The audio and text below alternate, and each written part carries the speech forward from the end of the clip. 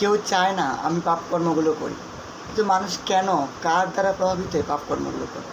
সবাই চায় আমার সন্তানটি ভালো হোক, আমি ভালো হই, আমার ভবিষ্যৎ প্রজন্ম উন্নত হোক।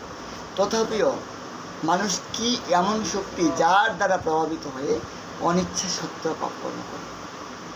আমরা আসলে এটা জানি না, আর জানি না তার জন্যেই আমরা পাপকর্মগুলো প্রতিনিয়ত করে চলছি।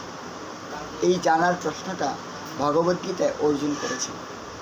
আমাদের সকলকেই আধ্যাত্মিকভাবে জানার জন্য অন্যের কাছে প্রশ্ন করা উচিত।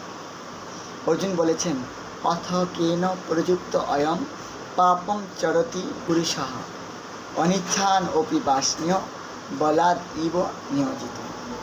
হে বাষ্ণীয়, মানুষ কার দ্বারা প্রভাবিত হয়ে অনিচ্ছা সত্ত্বেও পাপাচরণে যুক্ত হয়?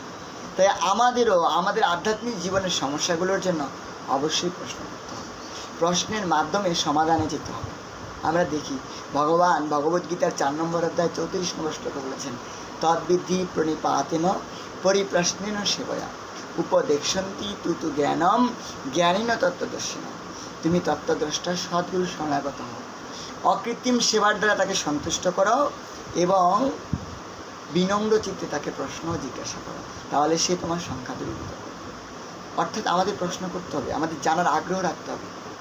এই জন্য বেদান্ত সূত্রের প্রথম সূত্রটাই হচ্ছে অর্থার্থ ব্রহ্ম জিজ্ঞাসা।